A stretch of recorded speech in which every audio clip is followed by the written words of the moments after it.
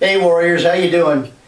I'm sending this video to the Whatcom chapter Warriors, and James, I'm going to send it to you as well, just to kind of give you an idea of some things that we're doing here that you might want to implement there. So some of you guys are going to notice here in the next probably week, you're going to be getting some phone calls. And let me explain why and then what we started. One is, I'm going to guess about a month or so ago, on my way to work, at 7 o'clock, I started calling Randy. And this became a regular kind of practice. I called every morning at, somewhere around 7 o'clock, between 7 and 8. And it was just, it was wonderful because we were developing fellowship, transparency, support. And then after a couple weeks, I was calling every week for, I can't remember why, but I didn't call him. And he called me and said, hey, what's up? I'm getting to enjoy these phone calls. So we found that both of us, out of these phone calls, was not only developing a tremendous bond, but tremendous amounts of fruit were coming out of these phone calls. So we said, look, why don't we try and implement something that would, bring us all closer, and every single warrior of faith would get a phone call once a day. And so, what I came up with is something called Spreading Seeds of Hope. And if you are a leader, you have decided to spread these seeds of hope.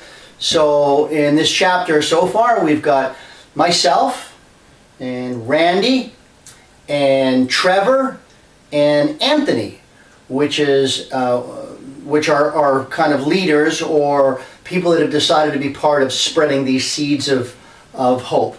So everyone, all the individuals that have stepped forward, and there's 4 of us, we have a list of 4 people that we're going to call. And we just randomly put 4 people on their list. They're going to be calling those 4 people on a daily, or at least a minimum of once every 2 days, just to say, hi, how you doing?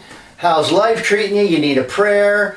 Just to start developing some of the transparency and support and fruits and fellowship that Randy and I developed in these daily phone calls.